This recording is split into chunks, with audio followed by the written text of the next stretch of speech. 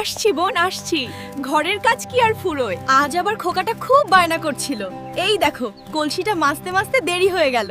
তোরা দুজনেই বড্ড দেরি করেছিস আজ। আজকের জলটা দেখেছিস? মনে হচ্ছে যেন আকাশটা গলে নিচে নেমে এসেছে। তোরা দুজনেই বড্ড দেরি করেছিস। আজকের জলটা দেখেছিস? মনে হচ্ছে যেন আকাশটা গলে নিচে নেমে এসেছে।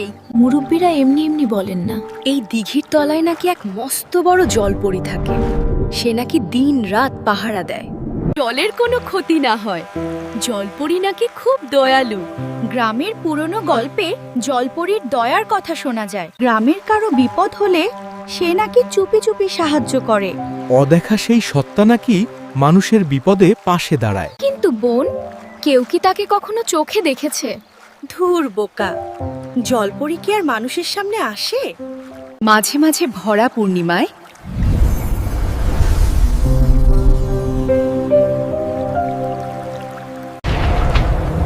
ওসব কথা থাক বোন, জল ভরে বাড়ি যাই।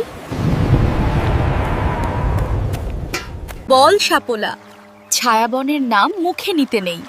গ্রামের মানুষ ছায়াবনের নাম উচ্চারণ করতেও ভয় পায়। শুনেছি ওখানে নাকি এক বট গাছে এক শাকচুন্নি থাকে। আমার বর বলছিল তারপরে জঙ্গলে থেকে নাকি অদ্ভুত গলার আওয়াজ আসে আর পচা মাছের গন্ধ পাওয়া যায়। কি অলক্ষণে কথা! চল চল, আর দেরি করব না। কলসি ভরে পালাই। আমার আবার এসব ভূতের কথায় খুব ভয় করে। ভয় পাওয়ার কিছু নেই।